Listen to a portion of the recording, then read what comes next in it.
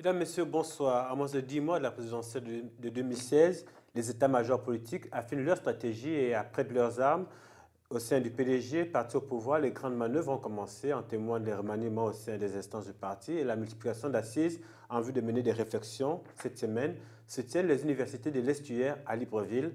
L'objectif principal de cette rencontre est de définir les perspectives avec Ali Bongo Ondimba en vue de sa victoire pour 2016.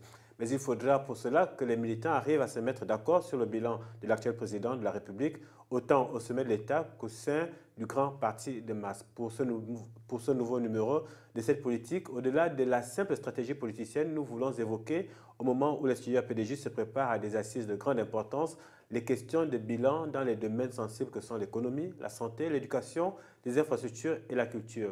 La présidence d'Ali Bongo Ondimba, que le PDG appelle déjà à se représenter, a-t-elle permis de changer le quotidien des Gabonais? C'est à cette question principale que va essayer de répondre le docteur Gabriel Malonga Molé. Il est le député PDG du premier siège du premier arrondissement de Libreville. Docteur, bonsoir. Bonsoir.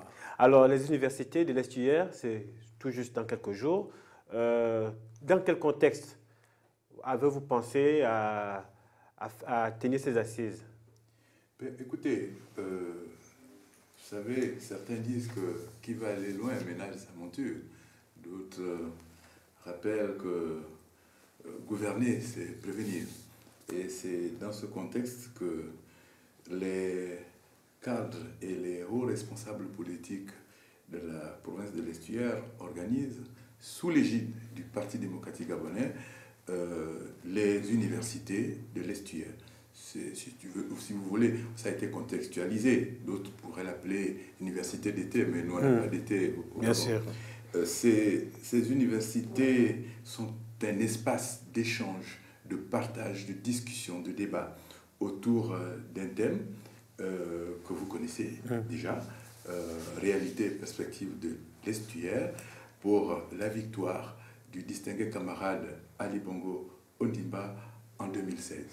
Il n'y a pas de doute, l'objectif principal de ce type de rencontre, c'est de soutenir le distingué camarade Ali Bongo Ondimba et de l'emmener, quel que soit Alpha, à la victoire en 2016.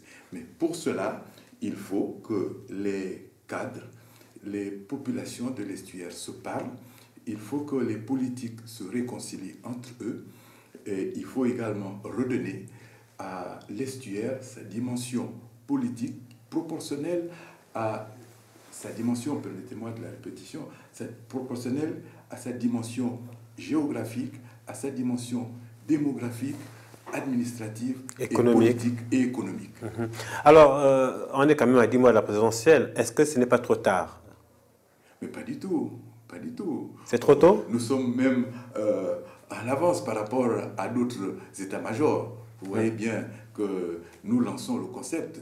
Je suis sûr que les autres provinces vont s'inspirer de ce concept-là pour faire en sorte que les différents états-majors s'assoient pour affiner, pour se parler, pour se réconcilier, pour remettre les informations, les stratégies en branle par rapport à ces échéances. C'est important.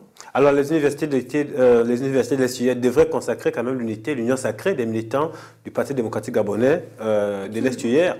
Est-ce que c'est vraiment possible, avec toutes les défections, les incompréhensions qui ont quand même miné l'action du PDG dans l'Estuaire ces derniers temps?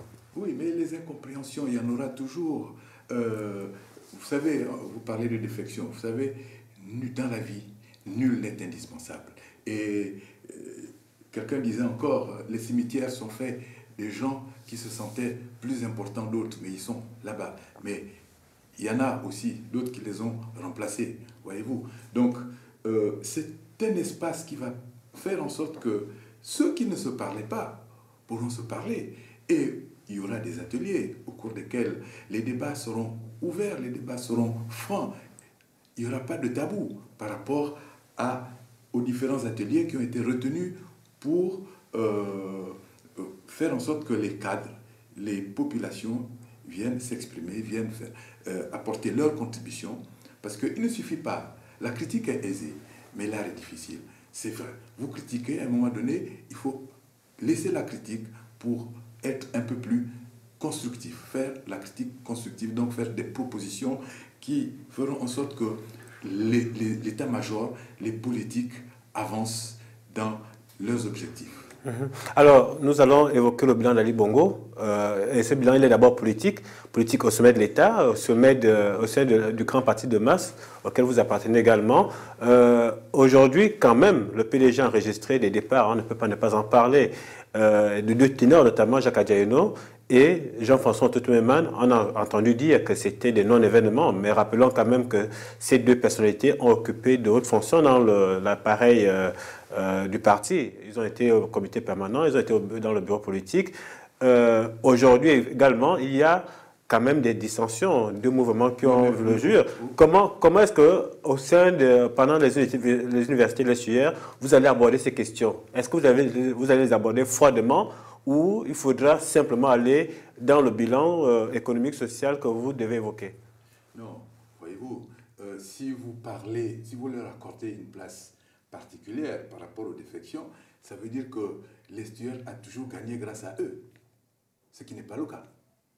Voyez-vous, vous avez vu la dernière défection du doyen, vous avez vu la démonstration qui a été faite par les militantes du 5e arrondissement, les populations du 5e arrondissement autour de Paul Biyogemba. Cette rencontre a drainé la population du 5e arrondissement. Vous voyez, c'est pour ça que je vous disais tantôt que nul n'est indispensable dans la vie. Il faut faire attention à tout ce que l'on fait. Et je crois que nous n'organisons pas ces universités de l'ESTUR pour débattre des défections. Non, pas du tout. C'est pour justement réunir les cadres, les populations autour de la victoire, la future victoire du distingué camarade Ali Bongo Ondimba en 2016. Vous avez dit, c'est dans quelques mois. Et je me répète, gouverner, c'est prévenir. Donc, je pense que là, c'est très important. Nous avons des ateliers. Il y a beaucoup de choses qui n'ont pas été faites. Et nous avons vu avec le retour du premier vice-premier ministre Paul Biyogemba, le retour de certains doyens, naturellement André Dieudonné-Bert et d'autres notables de la province de l'Estuaire, vient galvaniser les troupes aujourd'hui. Et je pense que c'est un moment d'appel. C'est un moment où il faut que ceux qui ne se parlaient pas avant puissent se parler. Et naturellement, vous savez qu'en politique, quelqu'un disait qu'on peut ne pas s'aimer, mais on a le devoir, on a le droit et le devoir de travailler ensemble pour la victoire du distingué camarade Ali Bongo Ondimba en 2016. Même si on ne s'aime pas, on doit s'asseoir autour d'une table pour travailler pour un idéal commun, pour un objectif commun, la victoire du président Ali Bongo Ondimba en 2016. Ça, c'est très important. C'est vrai, tout le monde ne peut pas s'entendre. Tout le monde ne peut pas faire la même chose en même temps. Mais il faut, quand on est adulte, quand on est responsable, qu'à un moment donné, qu'on se retrouve, qu'on se regarde entre quatre yeux, on se dit, écoutez, on a le même objectif, même si nous avons des points de vue divergents, mais l'objectif est le même. Voyez-vous? Donc je pense que et c'est cela.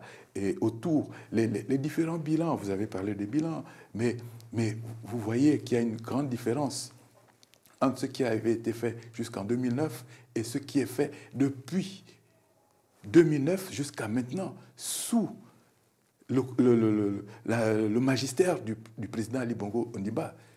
Il y a beaucoup de changements, il y a eu beaucoup de réformes. Moi, je suis député. Nous avons l'occasion d'auditionner les ministres autour des différentes réformes, autour des différents textes de loi qui sont adoptés par le Parlement. Donc, voyez-vous, il y a beaucoup d'avancées. C'est vrai qu'il reste beaucoup à faire. Mais ces textes de loi que nous adoptons, c'est également pour améliorer la qualité de vie des populations. Ce ne sont pas des textes qu'on adopte comme ça pour adopter. Mais vous voyez, ce matin, par exemple, nous avons encore auditionné le ministre de la Santé et de la Prévoyance sociale autour de la réforme de la CNAMGS, autour des éléments à y ajouter pour améliorer les prestations sanitaires autour de la CNAMGS. Alors parlons effectivement de ces réformes et parlons du bilan déjà social d'Ali Bongo Ondimba. L'un des projets majeurs, c'était les 5 000 logements par an. En 6 ans, on aurait dû avoir 30 000 logements. Aujourd'hui, on n'est pas à 30 000, on atteint toujours ces 5 000. Concrètement, qu'est-ce que vous allez dire aux populations pour qu'elles valident le bilan social d'Ali Bongo Ondimba? D'abord, il n'y a pas que les logements. Je pense que vous êtes journaliste. Entre autres, hein, voilà, voilà. Il y a l'aspect social qui est si vous intéressant pour les suivi, Gabonais. en matière de logement, si vous avez suivi les interventions du ministre de l'Habitat, déjà à l'époque, le ministre Gambia expliquait à juste titre les différents prérequis qu'il y a eu autour de cette stratégie de construction des logements. Donc, il a pris beaucoup de temps pour élaguer les prérequis, pour élaguer les difficultés autour de la construction. On ne vient pas comme ça un bon matin dire, écoutez, donnez-nous le terrain, on va faire telle chose, on va faire... Non, il y a des prérequis autour de cette stratégie de construction des logements. Et aujourd'hui, comme vous le dites si bien, les choses avancent. Il vaut mieux que les choses avancent lentement, sûrement, mais bien. 5 000 logements, c'est un départ. La SNLS a été mise en place. Je pense que les constructions vont se poursuivre. Non seulement à Libreville, dans l'estuaire, parce qu'à Bikele, dans les départements, mais également, nous avons vu à Port-Gentil et dans d'autres capitales provinciales. Ces logements, ces constructions vont se poursuivre parce que le président de la République tient, et il l'a répété, et il le martèle tous les jours. Alors, autre problème majeur, c'est celui des infrastructures. L'un des symboles que les opposants au régime en place et que la société civile aime démontrer ou montrer, c'est celui de la route PK12 Ontoum qui fait moins de 30 km et qui en 6 ans n'en est pas à sa moitié. Qu'en dites-vous? D'abord, par rapport à la route, on ne doit pas s'apesantir seulement sur la partie du PK12 dont vous parlez. PK12, voilà. C'est un projet qui est en cours. Les gens retiennent cette route parce que... Absolument, absolument. Vous voyez ce qui a déjà été fait depuis que le président a pris le pouvoir. Au niveau du nord, on va à Ouihem sans problème. Je vais y revenir. Au niveau du sud, les choses font... On roule... C'est les anciens projets, les projets d'avant Ali Bongo. Peu importe, ancien ou nouveau projet... Nous misons misons sur la continuité du service public. Et c'est ça qu'il faut retenir. Et c'est une bonne chose que le président Ali ait pérennisé ces projets. Il aurait pu faire autre chose, mais il a cru bon de pérenniser ces projets. Quoi de plus bon? Qu'est-ce que vous reprochez à cela? On circule ou on ne circule pas dans des routes carrossables? Meilleur qu'avant. Mais non, mais franchement... L'estuaire qui va faire qui va se réunir ce week-end. Maintenant, cette route PK12, elle va se faire. Vous pensez que le président va laisser cette route en l'état alors que les travaux sont en cours? Mais quand même, elle va se faire. C'est une question de temps et une question de mise en place des sociétés qui y travaillent. Elle va se faire. Les universités et les étudiants vont faire certainement des propositions. Quelles propositions allez-vous faire, notamment en ce qui concerne les routes dans l'estuaire? Les universités font des propositions de manière générale, globale. Par exemple, au niveau des voiries de Libreville, vous avez écouté, le président a fait le tour pratiquement de 3 ou 4 chantiers samedi. Il a dit que les voiries de Libreville vont se poursuivre. Il va s'attaquer aux routes secondaires. Ça, c'est très important. C'est une parole qu'il a donnée. Et je sais que cette parole sera tenue parce qu'au niveau des populations, cette demande, elle est pressante. Même au niveau des députés, ça fait partie des doléances que les populations nous présentent quand on va les rencontrer. Et nous, ces doléances, on les répercute au niveau de la hiérarchie. Voyez-vous? Donc, un État ne se dirige pas comme ça au hasard. Il y a des choses, il y a des analyses, des situations qui sont faites. On prend en compte les besoins qui sont exprimés également à la base par les populations. En dehors des routes, vous avez le problème de l'eau, l'accès à l'eau et à l'électricité. En discutant avec le ministre de l'Énergie, je puis vous affirmer qu'il me montrait une carte des zones déjà couvertes en matière d'eau et en matière d'électricité. Je peux vous dire, au niveau de Libreville, pratiquement toutes les zones sont couvertes. Il en reste quelques-unes. Et là, la SCG, en partenariat avec le ministère de l'Énergie, ils sont en train de faire tout pour que ces zones soient desservies en eau et en électricité. Et ça, c'est très important. Ça n'empêche pas que la voie express soit pratiquement, quasi totalement dans l'eau noire. Ça, c'est un autre pan, l'éclairage public, qui est dirigé par le Conseil national de l'eau et de l'électricité. Ça, c'est un autre pan. Maintenant, le Conseil national de l'eau et de l'électricité s'attelle à faire en sorte que l'éclairage public soit de mise partout. Mais je peux vous dire qu'il y a plusieurs actes de vandalisme sur la voie publique. Et la direction générale du Conseil, le Conseil national de l'eau et de l'électricité reprend pratiquement ce travail à chaque fois.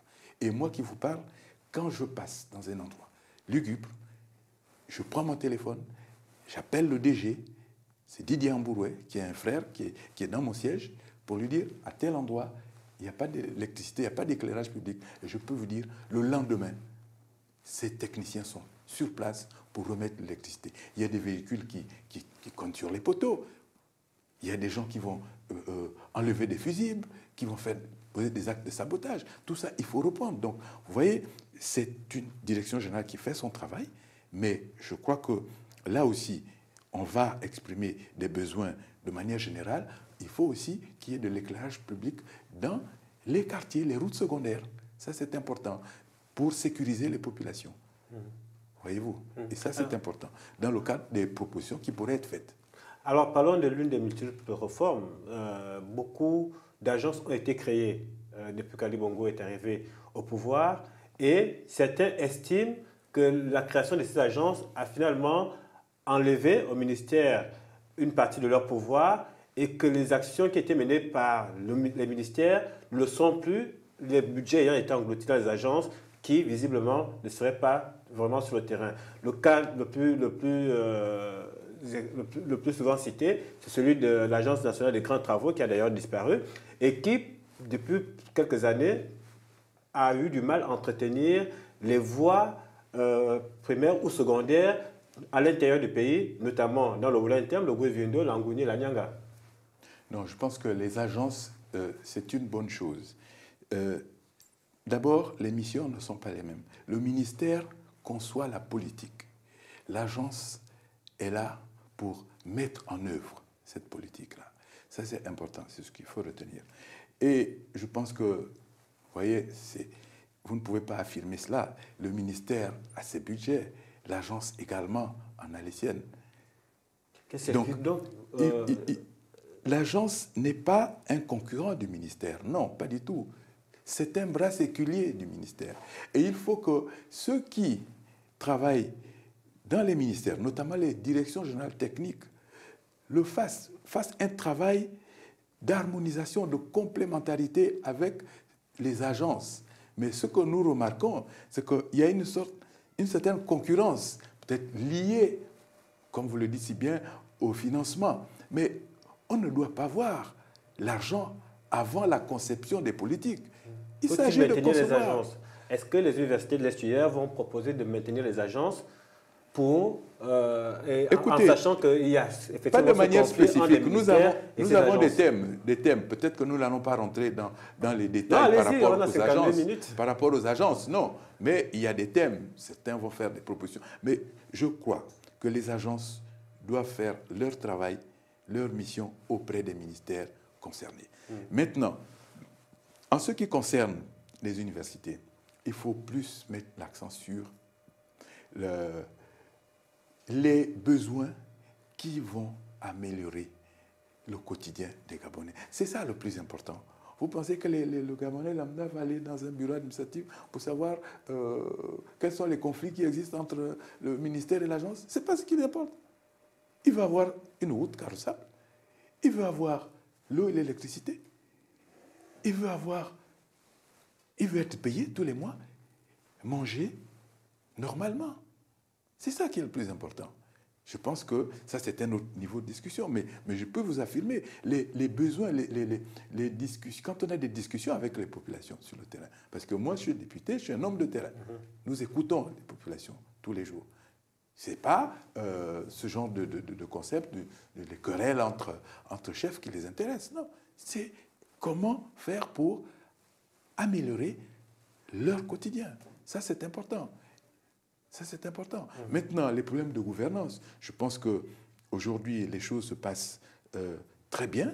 Je crois que, en ce qui nous concerne, nous allons, comme je l'ai répété, faire des propositions de manière globale, des recommandations générales, parce qu'il va y avoir tout le monde. Il n'y aura pas que les cadres ou la haute hiérarchie, il y aura également les populations, il y aura également des invités spéciaux qui vont apporter leur contribution. Et je pense que ces rapports seront transmis à qui de droit le moment venu. Voyez-vous? Et c'est ça qui est important. Un projet de société se bâtit autour d'une réalité, autour d'une analyse de la situation qui est faite par les hommes de terrain. Ça, c'est important. Alors, sur le plan social, restons-y. Vous êtes, vous, député. Après 6 ans de magistère d'Ali Bongo Ondimba, vous allez dresser un bilan, vous allez proposer en tout cas à Ali Bongo Ondimba d'être à nouveau candidat. Mais est-ce que vous avez le sentiment finalement que les populations ont été soulagées par rapport à leur quotidien? Quoi, vous n'avez pas le sentiment? Regardez, c'est vous qui êtes député. On prend le pacte social seulement. On prend la CNAMGS. On prend les salaires qui ont été réaménagés. Mais bon Dieu, qu'est-ce que vous reprochez au président Ali Bongo? Je ne lui reproche rien. Mais enfin, et en plus de cela, j'en passe, il y a beaucoup de domaines dans lesquels les choses se passent très bien. Voyez-vous? Et c'est pour ça que je vous parlais du social. Je vous parlais d'améliorer le quotidien des Gabonais. Mais c'est à travers le social, ce que je viens de vous citer. Aujourd'hui, plus que par le passé, nous, au quartier, il y a il y a de moins en moins de populations qui viennent vers nous, qui viennent vers les ministres pour leur dire « Ah, il y a l'ordonnance, honorable, aidez-moi ». Non, il n'y en a plus. Pourquoi? Parce que la CNAMGS est là. Voyez-vous? Et ça, c'est important. Ce qui va se passer autour du FNAS, les activités génératrices de revenus. Mais il faut que les Gabonais s'organisent autour des associations pour aller prendre cet argent pour développer des activités. Et en plus, ils ont fait un partenariat avec la BGD où les taux usuriers sont des plus bas, 0,5%. Donc, pratiquement, les populations ne vont pas beaucoup rembourser. Donc, vous voyez, ça, ce sont des avantages certains au niveau social. L'accès à l'eau et l'électricité. Moi, je suis dans un coin derrière les charbonnages à Bel Air, mais je peux vous affirmer que je crois que c'est aujourd'hui, les travaux d'accès, l'adduction d'eau et d'électricité sont effectifs à Bel Air. Et une partie d'Ondogo, avec une pression d'eau qui est très forte. Voyez-vous? Regardez ce qu'on a fait au niveau d'Angondje, la commune d'Akanda. Vous y avez circulé? Mais quoi de plus beau? Je pense que ce qui s'est passé également au niveau de la fonction publique, en réaménageant les salaires des Gabonais, je crois que c'est unique en Afrique. Alors, et je crois que c'est un bilan que nous allons défendre, expliquer aux populations, voilà ce qui a été fait. On aura une feuille de route bien précise sur les résultats escomptés du président de la République pendant toute cette période. Nous n'avons pas de doute que les populations n'attendent que des explications bien données pour se rendre compte que c'est un bilan nettement positif. Nettement positif, mais il faut souligner que c'est au bout de la 6e année finalement qu'on commence à récolter les fruits. Vous avez dit tout à l'heure qu'aujourd'hui c'est normal. Paris ne s'est pas fait en un mois ou en 2 jours. Est-ce que ça veut dire que le candidat Ali Bongo, en arrivant au pouvoir, finalement, avait des idées, mais n'avait pas, que son état-major n'avait pas défini clairement les mécanismes d'exécution de son projet de société? Non, non, non, pas du tout. Moi, je peux vous dire, il y a ce qu'on appelle élaborer un programme d'action, élaborer un projet. Il y a cette étape. Avant, on fait une analyse de la situation. On récolte les besoins de la société. On fait un certain nombre et on arrime les stratégies. À côté de ça, il faut le financement de tout cela. C'est comme ça que ça se passe. Il ne faut pas penser que parce qu'on a présenté un programme, que le lendemain, le programme va se mettre en place. Il y a des prérequis pour chaque type de projet. Et c'est pour ça que je vous disais tantôt que Paris ne s'est pas fait en 2 jours. Regardez ce qui s'est passé lors des 2 premières guerres mondiales. La première guerre mondiale, la deuxième guerre mondiale. Mais l'Europe était détruite. Mais détruite. Mais regardez ce qui s'est passé après, dans le développement, la construction. Mais quand on vous repasse les photos de la Seconde Guerre mondiale avec, à l'époque, avec l'Europe d'aujourd'hui, mais vous n'y croyez pas. Mais je pense que là, c'est une forme de révolution qui est en train de se faire au Gabon. Le développement du pays. Même quand je circule dans Libreville, regardez tous les bâtiments qui poussent. Mais sachez aussi que l'État seul ne construit pas un pays. Il y a également les initiatives du secteur privé qui viennent contribuer au développement du pays. Et ça, c'est très important. Il ne faut pas l'oublier. Docteur Gabriel Malonga Moulé, nous allons évoquer maintenant de façon plus claire, plus précise, le programme des assises qui auront lieu dans les tout prochains jours et nous revenons tout simplement dans quelques secondes.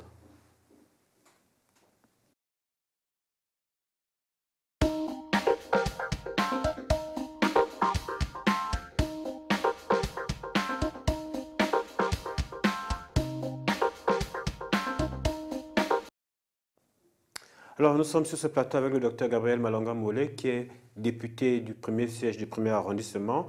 Nous évoquons avec lui les universités de l'Estuaire qui vont permettre de dresser le bilan d'Ali Bongo Ondimba depuis son arrivée au pouvoir, mais aussi d'appeler certainement le grand camarade, tel qu'il l'appelle, à se présenter. Docteur, Ali Bongo est certainement le candidat naturel du PDG. Naturel, il n'y a pas de doute. Il n'y a donc pas de candidature à la candidature du PDG.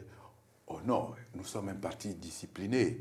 Il faut éviter ce type de désagrément. Nous avons un chef et c'est lui qui sera investi par le parti. Il n'y a pas de doute à cela. Quand un parti est discipliné et organisé, surtout de cette manière, voyez-vous, il n'y a pas de doute que les choses se passent comme les militants, comme les responsables politiques le souhaitent. Et les responsables politiques de l'Estuaire, les cadres de la haute hiérarchie de l'Estuaire, même les militants, moi quand je circule dans mon fief politique, ils savent très bien, ils savent déjà à l'avance que le candidat du Parti démocratique gabonais, c'est son distingué camarade président Ali Bongo Ondimba. Il n'y a pas de doute. Le PDG était un parti discipliné, même s'il y a eu quelques cas d'indiscipline. Passons, est-ce que les universités de l'Estuaire peuvent dresser un bilan juste au-delà de la politique politicienne? Non, les universités de l'Estuaire peuvent-ils... On n'a pas demandé aux universités de l'Estuaire de faire un bilan, si vous voulez, l'autopsie de cela. Non, nous venons, on a fait, il y a des documents qui vont être distribués pour que les panélistes ou les commissaires, pour faciliter le travail des panélistes ou des commissaires. C'est ce qui se passe dans toute rencontre de ce genre-là. On vient également, en tenant compte des acquis déjà constatés, on vient également faire des propositions ou des recommandations là où cela est nécessaire. Ça, c'est très important. De façon claire. De façon à ce que les gens vont discuter autour de certains projets, par exemple autour des voiries de Libreville. Mais ça, c'est clair que les responsables, les populations vont recommander que Libreville soit prise en compte dans son entièreté dans le cadre de ces voiries. surtout les routes secondaires, voyez-vous. Ça, c'est important. Ça, il n'y a pas de doute. Ça, j'imagine, parce que je sais que c'est ce qu'on nous dit tous les jours. Il y a le problème des écoles primaires, des salles pléthoriques. C'est sûr qu'il va y avoir des recommandations dans ce sens-là. Il y a une semaine, j'ai accompagné le collaborateur du ministre de l'Éducation nationale dans une zone à Ondogo. C'est la circonscription du premier siège du premier arrondissement. Et on doit construire une école, un complexe scolaire là-bas. Donc, un préscolaire, une école primaire et un CS. Alors, mais ce projet va régler le problème de salles pléthoriques au niveau de l'école publique de charbonnage. Parce que tous les enfants d'Ondogo viennent apprendre au charbonnage. Une autre partie des enfants d'Ondogo également se dirige vers Zengayon. Donc vous voyez qu'il y a naturellement difficulté sur le plan de la sécurité. C'est des jeunes qui traversent. Et nous avons suivi les différents discours du chef de l'État où il parle de l'école de proximité. Il est bon que l'enfant, le fils d'Ondoro, aille au lycée à Ondoro, qu'il n'aille pas au lycée technique, plus loin, ou encore à Akanda, qu'il aille dans son école. L'école doit se trouver non loin de son habitation. Et ça, c'est très important aussi. C'est une stratégie qui est en train de se mettre en place par le ministère de l'Éducation nationale. Alors justement, dans le domaine de l'éducation nationale, effectivement, on a vu très peu d'écoles poussées et d'autres écoles même abandonnées sous les hautes herbes, notamment le cas du CS du Cap Estérias, qui aujourd'hui est complètement abandonné. Vous, en tant que... du Cap Estérias? Bien sûr, il y a la construction qui avait commencé et qui est complètement abandonnée. La NGT avait promis de réhabiliter, cela n'a pas été fait. Aujourd'hui, concrètement, dans le domaine de l'éducation, est-ce que les universités de l'Est-UR entendent proposer des choses concrètes, c'est-à-dire dans tel quartier, on va construire telle école, dans tel quartier, on va construire tel lycée. Est-ce que vous aurez l'occasion de le faire? Si. En tout cas, ça, c'est clair. Il n'y a pas de doute. Il n'y a pas de doute. En ce qui me concerne, là où il n'y a pas de lycée, il faut en construire. Là où il n'y a pas d'école, il faut le faire. Ça, c'est clair. Il y a, je crois qu'au niveau d'Alibandeng également, il est prévu la construction d'un lycée. Donc, voyez-vous, c'est pour mettre en musique la stratégie dont je vous ai parlé tantôt, de l'école de proximité. Il faut qu'elle soit de mise. C'est important. Voyez-vous? Donc, il n'y a pas de doute. Par exemple, en matière de sécurité, nous souhaitons qu'il y ait des commissariats dans tous les sièges, dans tous les arrondissements. Pour au moins, écoutez, la présence du policier, ne serait-ce que la présence du policier dans le quartier, ça peut rassurer. Ça rassure. Ça rassure. Alors, vous faites beaucoup de propositions. Vous allez en faire beaucoup lors des universités de l'Est-UR. Mais tout cela demande d'avoir de l'argent. Or, permettez-moi, la presse nationale et internationale indique depuis un certain temps que l'État serait en faillite. Est-ce que vous pensez réellement qu'après 6 ans de magistère, Ali Bongo Ondimba a pu faire certaines choses, n'a pas pu tout faire? Est-ce que vous pensez que les 7 prochaines années que vous voulez lui donner seront les bonnes? Non. Cher ami, en tant que député, je viens d'adopter la loi de finances 2016. À aucun moment, il a été écrit que l'État est en faillite. Excusez-moi. Vous êtes député vos affirmations qui est constituée à plus de 80%. Qu'est-ce que ça veut dire? Ça ne veut rien dire. Mais vous m'étonnez. Vous m'étonnez. Vous pensez qu'une loi de finances, on s'amuse avec? C'est la vie d'une nation. On ne fait pas de la complaisance autour d'une loi de finances.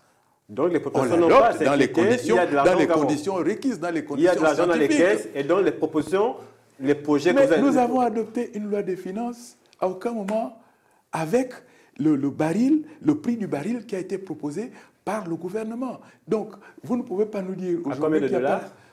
Le ministre de l'économie nous parlait de 40 $. C'est raisonnable et c'est réaliste.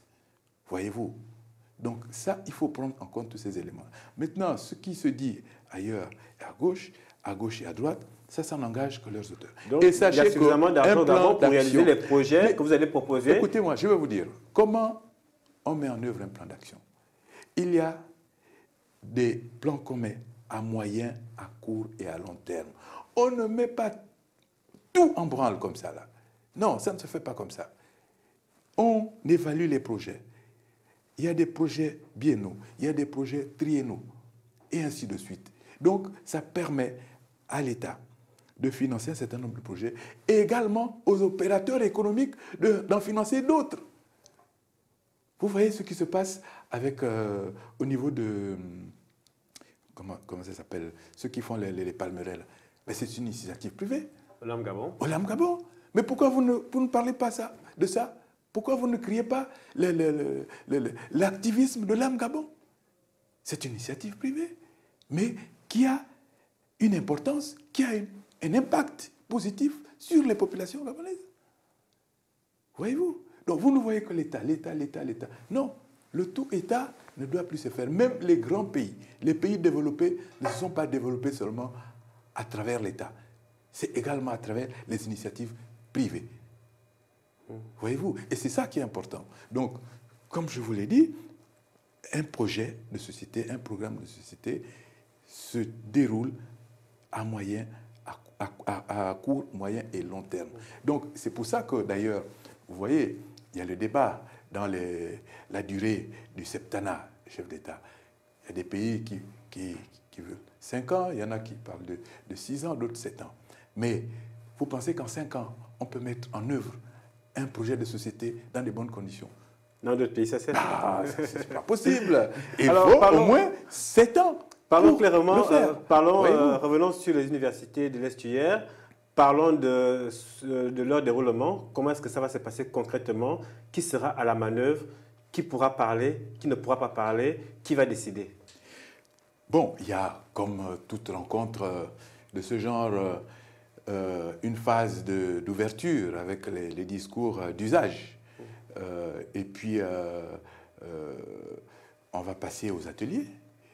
Je crois qu'il y a plusieurs ateliers. L'atelier politique, l'atelier sur la situation économique, sur le social, sur l'éducation et la formation, ça il ne faut pas l'oublier, les infrastructures, sur les cultures et les traditions, sur le contentieux et la nécessité de se réconcilier dans la province de l'Estuaire, comme je vous l'ai dit à l'entame de cette émission. Donc, à chaque atelier, nous allons voir les réalités et développer les perspectives. C'est dans les perspectives que les propositions ou les recommandations seront faites. Parce qu'on ne peut pas, dans toute chose, il faut toujours faire une petite analyse de la situation.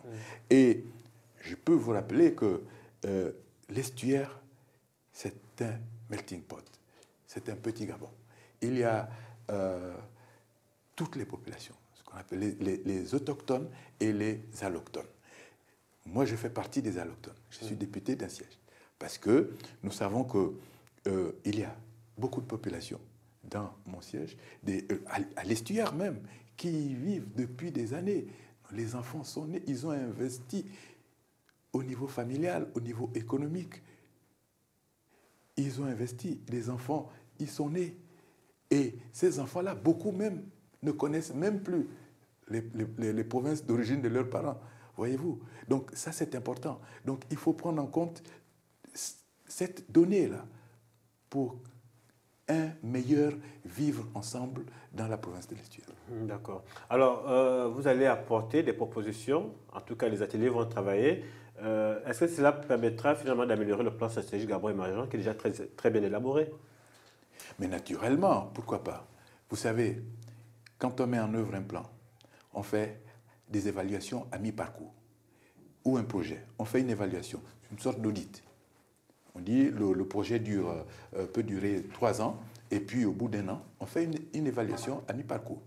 Si on constate qu'il y a des points, les points forts, les points faibles sont beaucoup plus énoncés que les points forts, mais on peut recadrer le projet à mi-parcours. Et ça, c'est important. S'il y a des éléments qui semblent venir des populations et qui semble juste et réaliste aux yeux des politiques. Il n'y a pas de raison que ces éléments-là ne soient pas ajoutés dans le document de politique. Donc, on peut penser qu'à l'issue des universités de l'estuaire, le plan stratégique Gabon émergent vous aurez apporté des amendements. Une valeur ajoutée importante dans le cadre des politiques publiques qui seront mises en place. Ça, c'est important. Donc, voilà. Et comme je vous disais, à l'issue de ce travail, un rapport global va être fait et envoyé par le premier vice-premier ministre Paul Biya-Gamba à qui de droit. Vous savez de qui je parle? Bien sûr. Bon. Et est-ce qu'il y aura des retours vers les populations? Est-ce que les populations, oui, vous irez les rencontrer pour leur dire? Mais attendez, après, il va y avoir l'élection présidentielle. Mais vous pensez qu'une élection se fait comme ça, sans stratégie? On sait à l'avance les besoins qui ont été exprimés.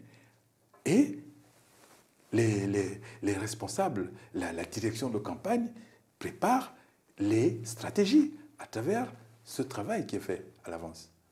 On ne va pas en campagne, vous voyez ce qui se passe en France. On ne va pas en campagne comme ça, sans une plateforme de sa politique. Il faut l'élaborer à l'avance. Il faut prendre en compte les besoins.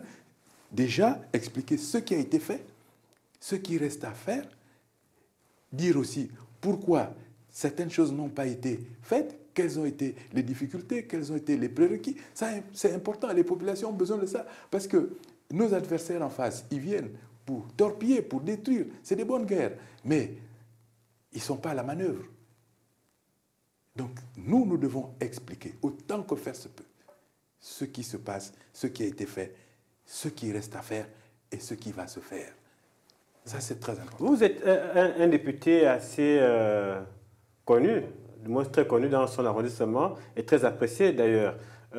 Mais est-ce que vous n'avez pas le sentiment qu'il peut y avoir des résistances? Est-ce qu'aujourd'hui, le PDG est assuré de gagner la province de l'Estuaire?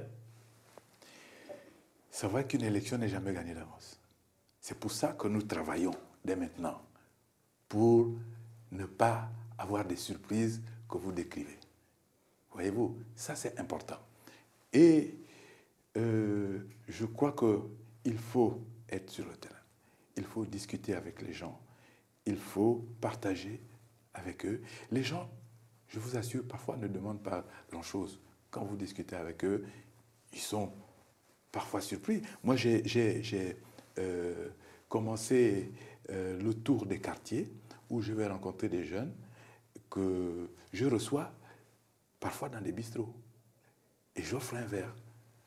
Et ils sont surpris. Certains me demandent, qu'est-ce que vous faites ici? Mais voyez-vous, là aussi, le rôle d'un élu, c'est d'améliorer l'image, non seulement du parti, mais de son image personnelle.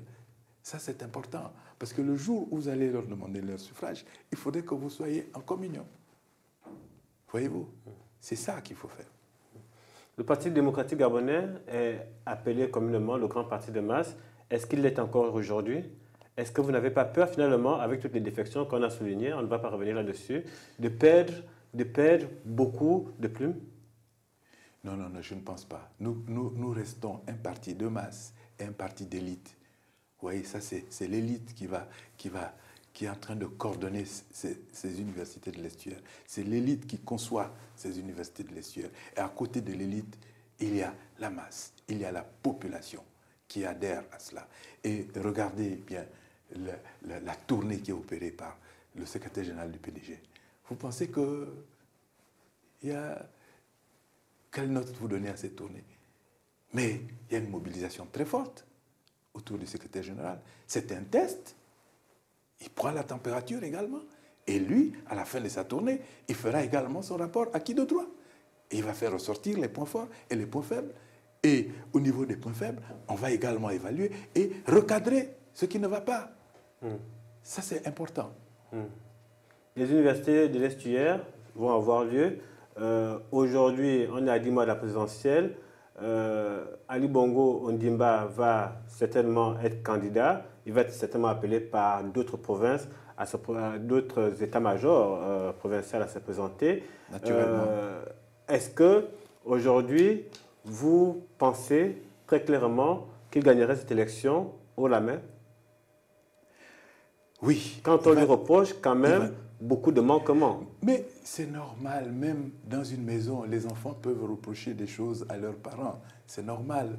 Mais ça ne veut pas dire que les enfants vont se détacher de la famille. Non. Moi, je vous dis, regardez, si vous avez le flair politique, regardez ce qui se passe, le travail qui se fait. Nous, à l'Estuaire, je suis sûr que nous allons avoir arrêté une feuille de route sur les activités que nous allons mener au niveau provincial et également au niveau de chaque siège. Ça, c'est clair. On ne va pas nous départir, on ne va pas arrêter de travailler. Ça, c'est clair. Ça, il faut que vous le sachiez. À partir, à la fin de ces universités, nous allons avoir une feuille de route à mettre en œuvre pour rester, pour garder, être constant sur le terrain. Et le président, je vous l'affirme, la République va être reconduit. Ça, parce que nous prenons le pouls à travers un certain nombre d'activités et nous savons que beaucoup de choses ont été réalisées sous l'égide, sous le magistère du président Ali Bongo Ondimba. Ça, ce n'est pas une vue de l'esprit, c'est la réalité. Maintenant, il n'y a pas plus sourd que ceux qui ne veulent pas entendre, il n'y a pas plus aveugle que ceux qui ne veulent pas voir la réalité devant eux. C'est là tout le problème. Et c'est pour ça que je vous disais tantôt que nous avons, nous, élus du PDG, le devoir d'expliquer, de réexpliquer aux populations ce qui a été fait, ce qui n'a pas été fait et pourquoi ça n'a pas été fait, ce qui reste à faire et ce qui va être fait dans le cadre des perspectives à court, moyen et long terme. Ça, c'est important. C'est comme ça qu'on gère la cité. Voyez-vous? C'est ça la gestion de la cité. Alors, il y aura l'élection présidentielle, il y aura aussi, quand même à la toute fin de l'année, l'élection législative. Oui. Vous êtes député. L'Assemblée nationale est composée à majorité, par la majorité, en fait, à plus de 90%. Pourquoi ça vous dérange? Non, ça ne me dérange pas du tout. La question est celle-ci. La question est celle-ci. Quand même, pendant les 5-6 dernières années, il y a eu effectivement des dissensions, mais il y a eu surtout beaucoup de mécontentement et l'opposition, quand même, a aussi essayé d'avoir un capital sympathie dans la population. Et donc, certainement, il y aura des candidats de l'opposition à la prochaine législative. Oui. Est-ce que vous vous sentez menacé? Oh non, pas du tout. Pas du tout. Non. Vous l'avez dit tantôt, j'ai également mon bilan à défendre. Je fais un certain nombre de choses. Et je vous disais tantôt que notre devoir également en tant qu'élu, c'est d'améliorer, voyez-vous, ces relations avec les populations. Maintenant, chacun va défendre son bilan. C'est vrai qu'en tant qu'élu, nous n'avons pas un programme de construction, un programme d'ériger tel ou tel, mais nous avons des actions simples, par exemple la construction des passerelles, les dons qu'on fait, les aides de toute nature que nous faisons. Moi, j'ai eu à pousser plusieurs jeunes à ce qu'ils soient incorporés dans les forces de défense et de sécurité. Je l'ai fait. Le plaidoyer au haut niveau pour qu'il y ait de l'eau et l'électricité, pour qu'il y ait la construction de tel ou tel édifice. Ça, c'est le rôle d'un élu. Donc, nous allons discuter, nous allons défendre. Vous savez, c'est facile de dire un opposant a le capital sympathie, mais il ne gère rien. Il gère la parole, il gère le discours. Hein? C'est facile, non? Mais l'action, il ne la gère pas. C'est nous qui gérons l'action. Donc, justement, vous êtes député, vous avez beaucoup de vos collègues PDGistes qui sont également députés. Et généralement, il est dit que certains n'ayant pas posé des actes, ils sont comptables peut-être de l'antipathie que certaines populations ressentiraient vis-à-vis d'Ali Bongo Ondimba. Non, non, non, non, pas du tout, pas du tout. Non, non, je pense qu'il n'y a pas de lien.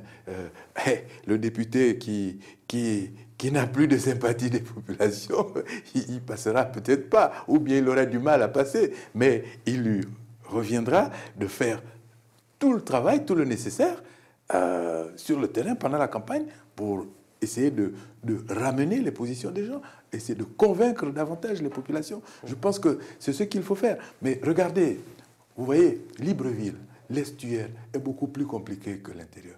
Tous les partis sont implantés ici. Tout le monde veut être élu à Libreville. Vous voyez mon siège? Il est grand. C'est pratiquement un département. Donc, ce n'est pas facile. Mais nous sommes là depuis plusieurs années.